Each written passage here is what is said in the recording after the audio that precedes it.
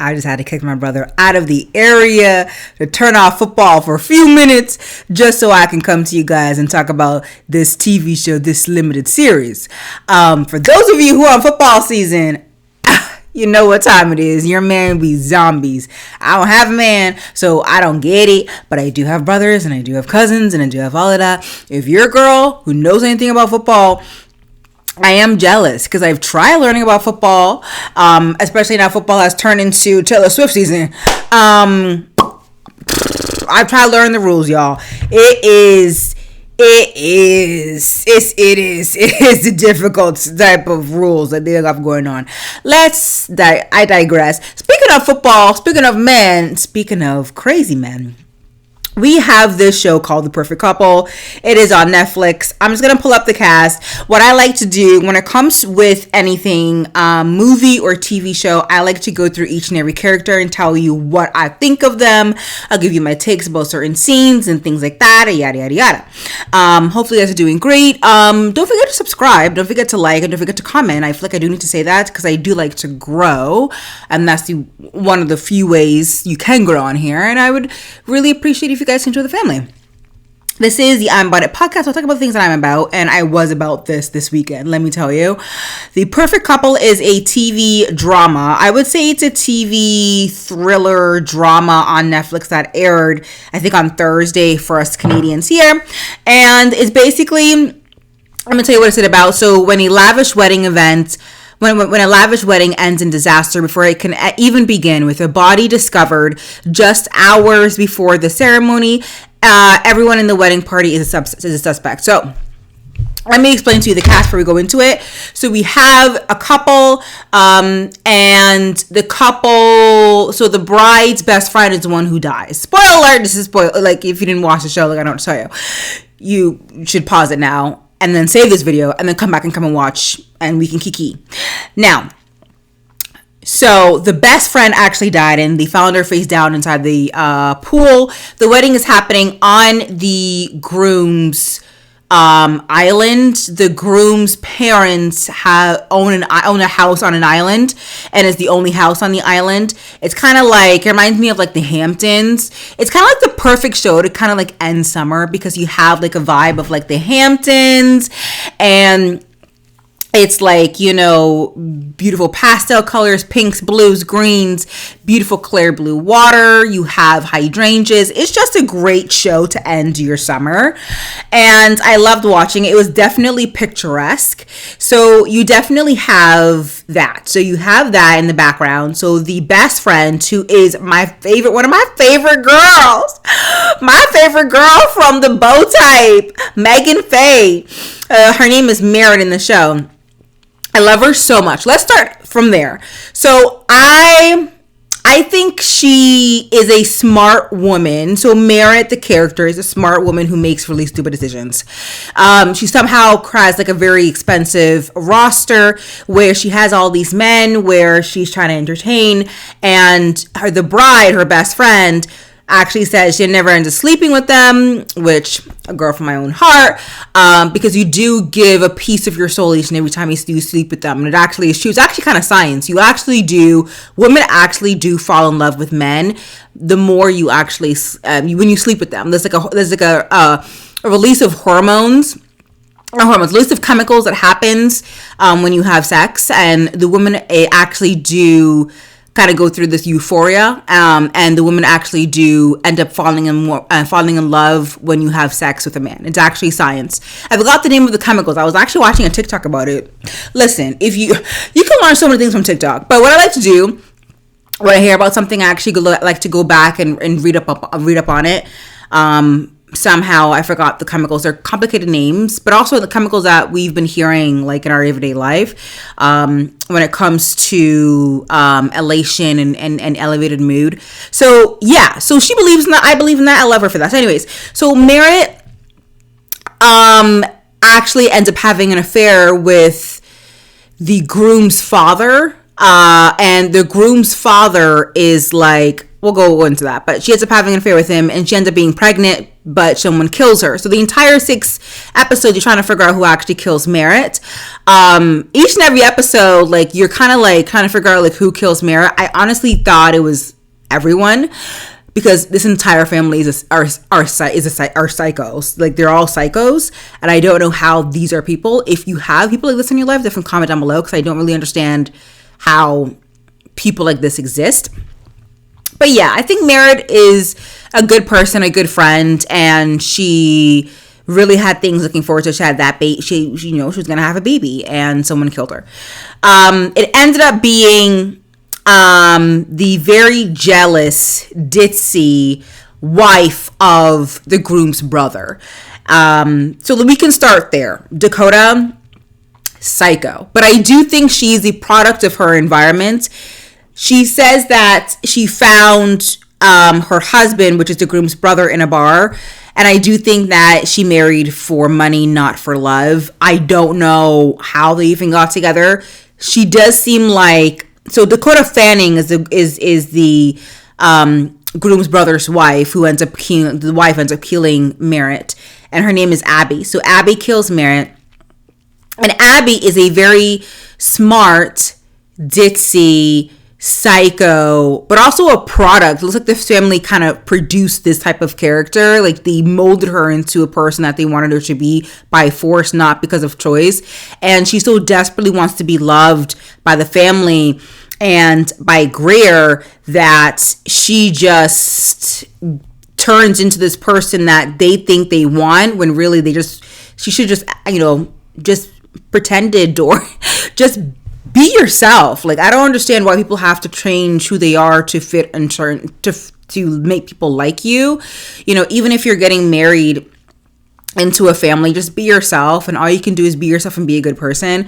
But Abby she feels like she needs to be this psycho, this killer for the family, and that's what she does. And she did it just so they can have $2 million from the trust, who's going to kick in through the youngest kid, who's going to turn 18. So obviously we don't like Abby. She's a psycho, but she is that vapid, ditzy, at the same time smart, very like a person who marries for money type of, like, kind of like a trophy wife, and wishing her best of luck. I don't know if and that's the thing too, we'll talk about like the cliffhangers that the TV show kind of left for the season.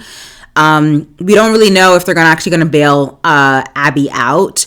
That's going to be interesting. I'm interested to see if that actually happens. But moving on, speaking on the younger brother, who is Sam Novella. Sam Novella plays the character of Will Winterberry.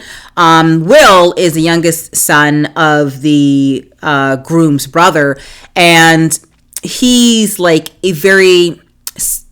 he's a smart kid, but it's a kid who like desperately wants to be liked and desperately wants to be loved and wants to be seen. And so he wants to be seen, though, like he wants to have like a romantic connection. And in the beginning of the season, we caught up on him, and he broke up with his girlfriend, and then he ended up dating the police daughter. Sweet kid.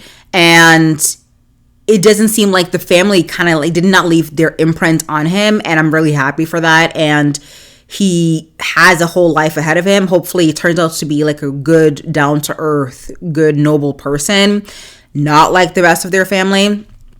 And so you have him, and so the trust fund's supposed to kick in at the age of 18. I have no, like, he's okay. Like, I'll give you my take on my favorite characters, but yeah, I honestly thought the person who played Isabel was Nicole Kidman. I thought Nicole Kidman was playing two different characters. I ain't gonna hold you. I thought Nicole Kidman was Isabel Adjani. I don't know who this Isabel Adjani girl is.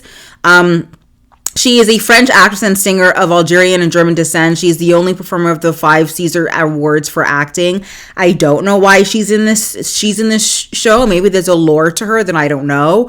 There usually is. Like, I don't really read movies and things. I don't read. Maybe there's a book, or maybe there's like maybe it's based off of a true story. I don't really read up on that before I watch a movie or watch some type of like TV show or movie before it happens, because it could taint my expectations, taint my experience of watching that TV or a movie. So for me personally, I don't like reading the book.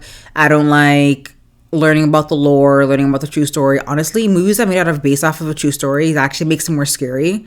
Makes it more like horrific for me. Like I'm actually more scared if like a horrific thing ended up being real, like if it's based off of, it's based off of a true story. I don't know why that is for me, but I am more scared off of real stories, off of movies and TV shows that are based on real stories. Anyways, so Isabel, I mean, she's just like the rich auntie, I guess, who just like loans like thousands of dollars to the douche that is Thomas, so the groom's older brother. So the younger brother is Will, the older brother is like Thomas, and the groom is the middle child. So she's just there, and I don't know why she's there in this show. I'm sure there's, again, something I'm missing. So you have the douche, the really bad seed, Thomas. Don't know how they went wrong with this one. This man should have been in jail by now, and he's still walking around. He literally almost shot Merritt.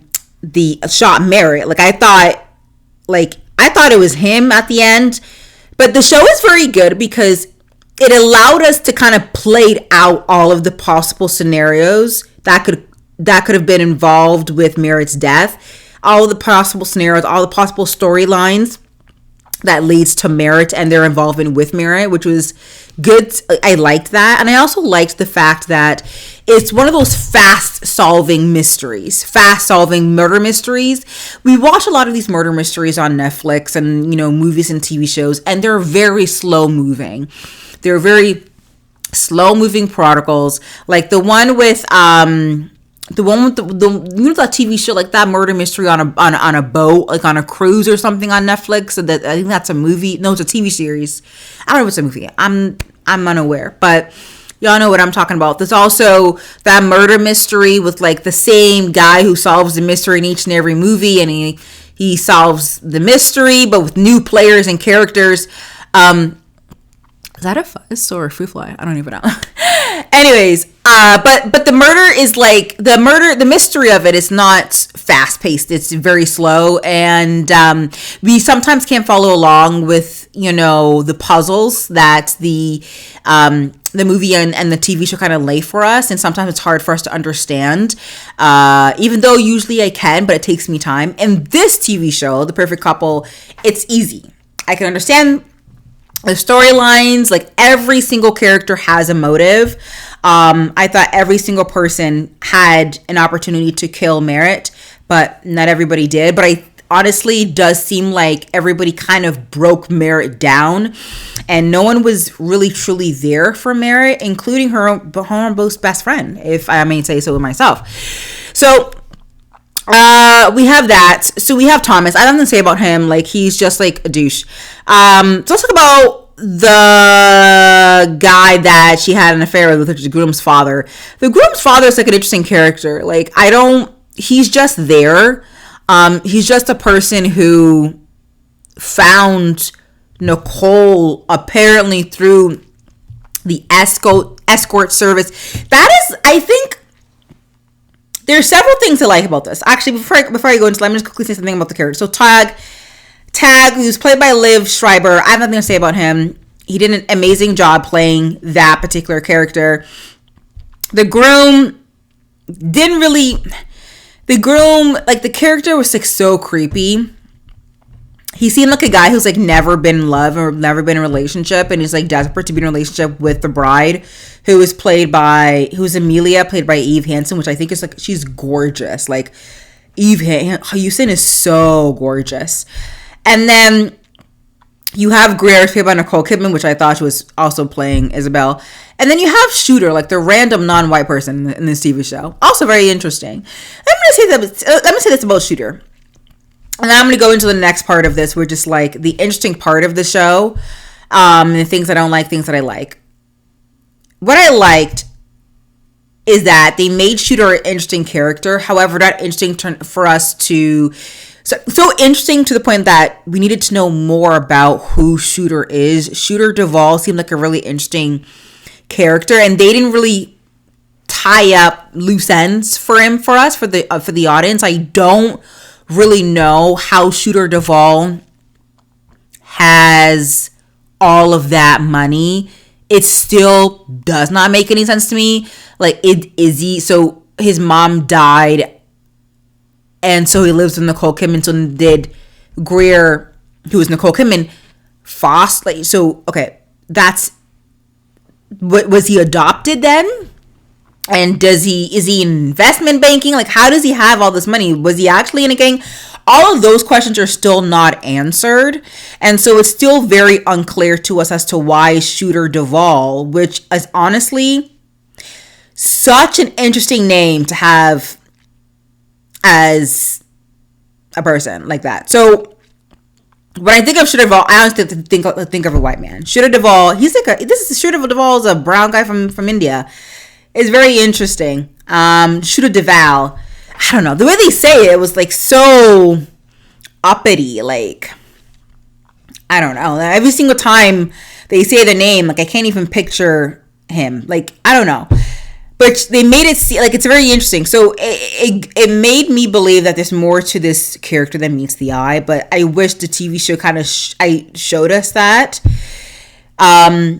And I do feel like there's going to be a second season. I can quickly Google it right now, and check. But I do feel like there's going to be a second season because there are a lot of ends they haven't tied up yet, and there are tons of storylines they could make from the ends they have not tied up. An interesting fact, I think, like, again, I love how fast-paced this entire murder mystery ended up being. I like how, they're playing up all of the storylines I had in my brain. They're feeding into all of this. All of, like, they're feeding us, like, in the way that we should be fed as viewers. It was so interesting, the bombshell at the end when Greer, like, how Greer and Tag met. Like, Tag, so Greer was an escort, and Tag actually hired Greer to be his companion, and then he ended up falling in love, and then she then wrote a book, and then she became rich, and then so obviously I'm happy that they're getting divorced, and it looks like they are getting divorced at the end of the show, but it's just like their relationship is so interesting to me and so toxic and so unhealthy. I don't know why Tag loves her so much, but he doesn't love her enough to not cheat on her. He cheated on his youngest son, French tutor. He cheated on her with Merritt. He impregnated her. So I don't understand how you can be in love with her so much, but yet not cheat. But still cheat. I think it's the reason why he cheated. Here's my theory on that. He probably cheated because Greer wasn't giving him the attention that he needed. Like, he needed to be stroked. He needed his ego to be stroked. He needed her to tell him that I love you. Like, he wasn't giving that. And some men cannot handle a strong, powerful, smart woman who is bringing in the money. But Tag should have went out and found his own hobbies and interests and passions for himself, and to occupy himself, then forever lusting over a woman who is not giving him what he needs. But then again, if you're in a relationship that's not giving you what you need, then you should get out of the relationship, right?